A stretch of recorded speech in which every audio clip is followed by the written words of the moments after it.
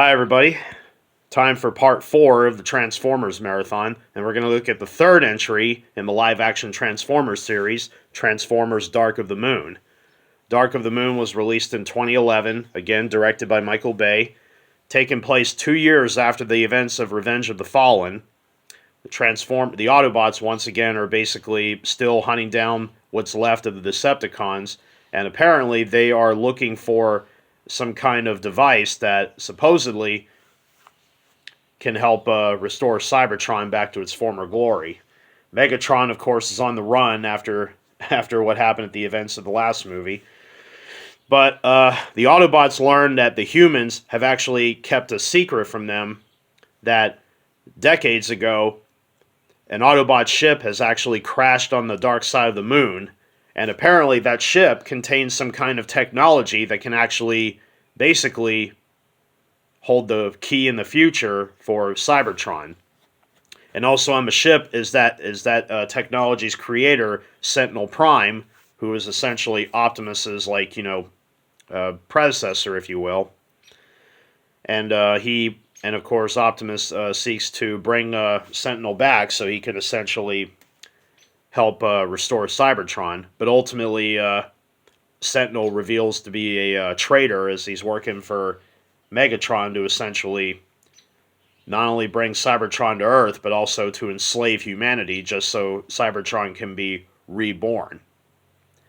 Meanwhile, Sam Witwicky, Shia LaBeouf's character, is obviously graduated from college and is now living with a new girl, Carly Spencer, played in the film by former Victoria's Secret model turned actress, Rosie Huntington-Whiteley. As I've mentioned in my Revenge of the Fallen video, Megan Fox ended up leaving the franchise. Actually, she got booted off because of because of the things she said about Michael Bay, and it's fairly obvious Megan Fox and Michael Bay didn't exactly get along during the filming of Revenge of the Fallen, since he did made her gain, like I said, 10 pounds, and of course, basically, she felt like he was exploiting her, essentially, on the set.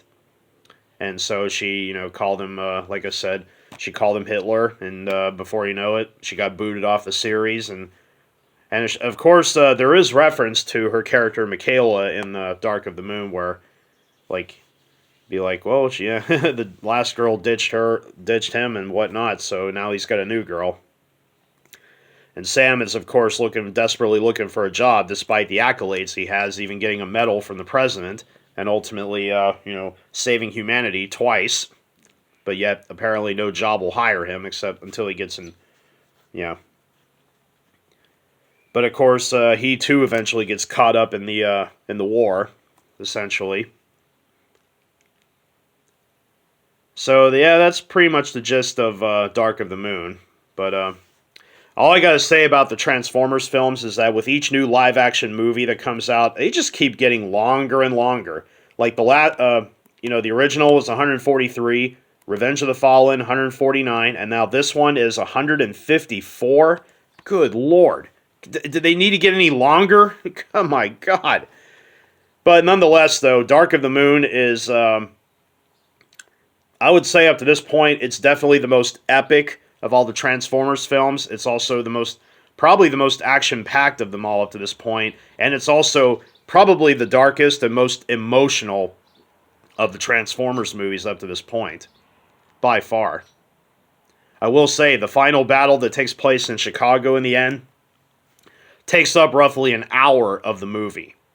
It is a relentless, non-stop action fest that just... it just keeps going and going, and once again, the visual effects are just mind-boggling. And the action scenes are spectacular. Of course, plenty of explosions galore. The story is actually not bad this time. It's actually definitely better than that of Revenge of the Fallen, and the acting is a little better, too. So, even critics have admitted that Dark of the Moon was considered a slight improvement over Revenge of the Fallen. I mean, Revenge of the Fallen got like a 20% on Rotten Tomatoes. Dark of the Moon has a 35. Still not great, but it's definitely better than it's still considered a bit better than the Revenge of the Fallen. And honestly, I thought Dark of the Moon I might consider it my favorite of the Michael Bay Transformers, possibly. Age of Extinction's pretty close, because I don't know, for some reason, I enjoyed that one very much, but Dark of the Moon was incredible. But yeah, the action scenes, the visual effects are all incredible. The movie was also a huge hit at the box office. In the States, it made a little less than what Revenge of the Fallen made, and in fact, to this date, I think Revenge of the Fallen has the best U.S. theatrical run of all the Michael Bay Transformers, even Bumblebee, which he didn't direct, but like I said, we're getting to that one event. I'm getting to that one eventually. But it made a little less, grossing about $352 million. Worldwide, it actually became the first Transformers film to gross over $1 billion. And even to this date, it's still the most financially successful of all the Transformers movies. It grossed like $1.12 billion worldwide, and it remains the most successful financially of all the Transformers films. The film did pick up 3 Oscar nominations, being nominated for Best Visual Effects, Sound, and Sound Editing, the same 3 categories that the first movie was nominated for. And it failed to win in any of the 3 categories. In fact, it lost all 3 of its Academy Awards to Hugo. Visual Effects, Sound, and Sound Editing.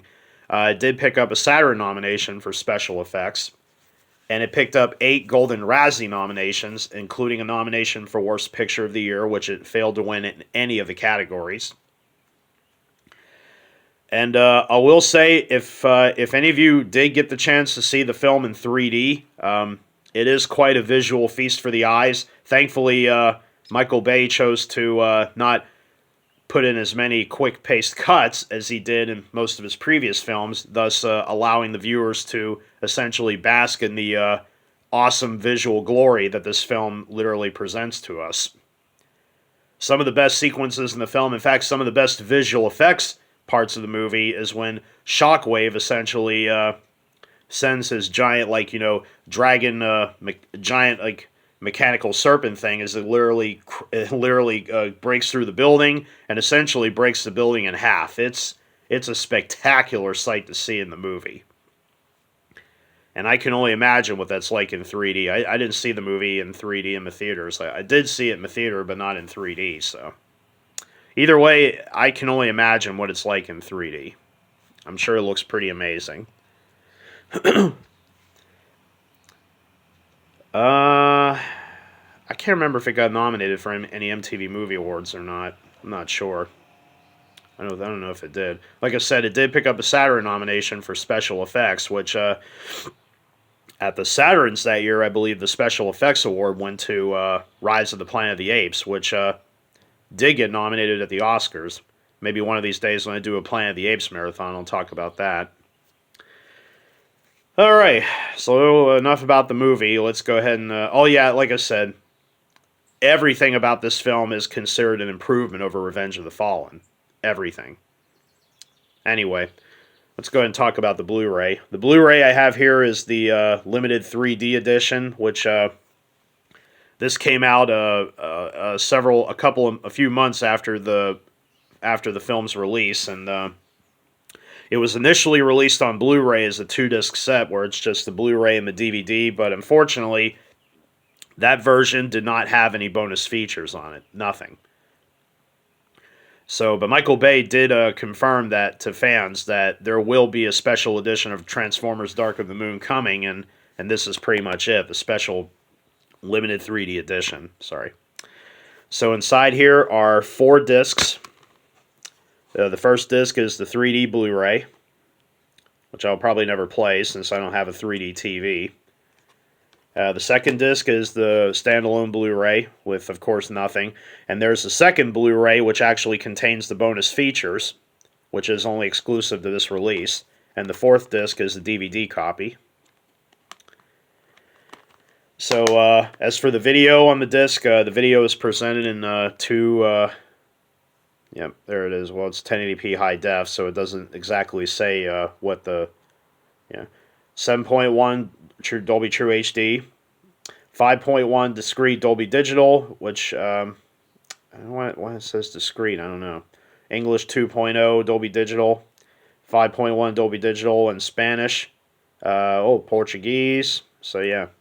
course, plenty of subtitle tracks. But that's all in the 3D version. Of course, yeah, the 3D version, yeah, you obviously have to have all the stuff, a full 3D TV, 3D glasses, Blu-ray 3D player, which I own a PlayStation 3, so yeah, I still have a PS3 to watch movies on. I don't have a 4 or 5 because the PS3 I got is just still an incredible working machine. But I believe the PS3 is capable of playing 3D Blu-ray discs thanks to an update, but unfortunately without a 3D TV you won't be able to watch it.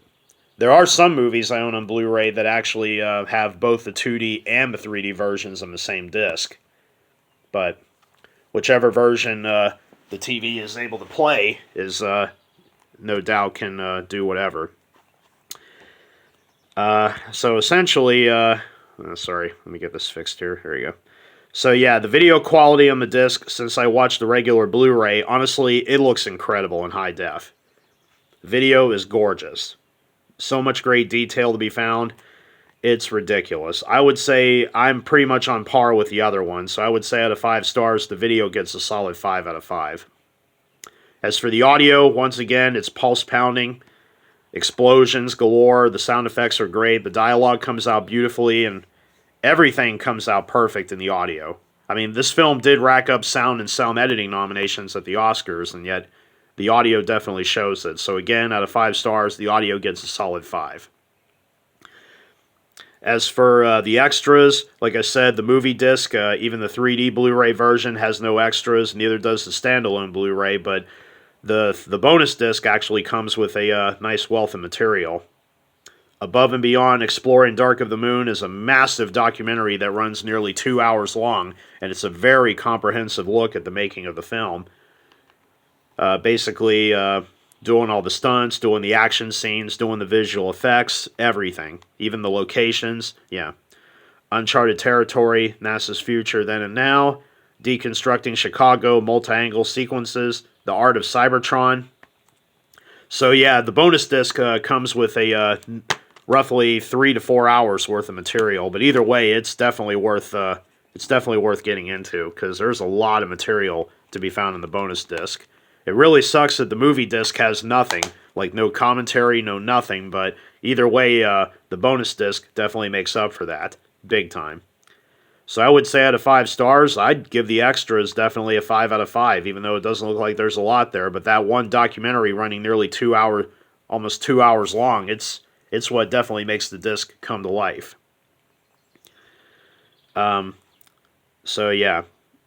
I would say, yeah, definitely, Transformers Dark of the Moon, the limited 3D edition, this is definitely the one to pick up, aside from the 4K version, if anybody didn't pick that one up yet. But I'm perfectly happy with this release. Overall, the video and audio are both spectacular. The extras, despite not having any extras on the movie disc, but the bonus disc definitely makes up for that. And of course, the DVD copy, once again, there's nothing on it either. So the only way you'd have, and again, the only way you'd be able to get the bonus material is you'd have to buy this version alone. You'd have to get this release if you want the extras. So, but of course, if you don't own a 3D Blu-ray player or a 3D TV, you still have the standalone Blu-ray to watch, or the DVD, whichever version you prefer. So either way, this is a pretty solid release. This is a great release of the movie. If you enjoy Transformers, or if you think Dark of the Moon is one of the better films in the series, which I believe it is, I think it's one of the better films. But as I've said, they just keep getting lengthier. And, still got 3 more to go through before going to see Rise of the Beast. So, overall, Dark of the Moon is actually, it's like I said, it's definitely an improvement. If anybody that absolutely hated Revenge of the Fallen, Dark of the Moon definitely improves on that. Like I said, the action is plentiful. The acting and the story are definitely better than Revenge of the Fallen. They're much, much better. Way better than what was there. So, I would say not the best Transformers film. I mean, a lot of people will, obviously have their own personal opinions, but still, Dark of the Moon is definitely worth a watch. If you're in the mood for some good action and good visual effects, this is a good one to throw in. I actually recommend it. Alright, this concludes the presentation. I hope you enjoyed it.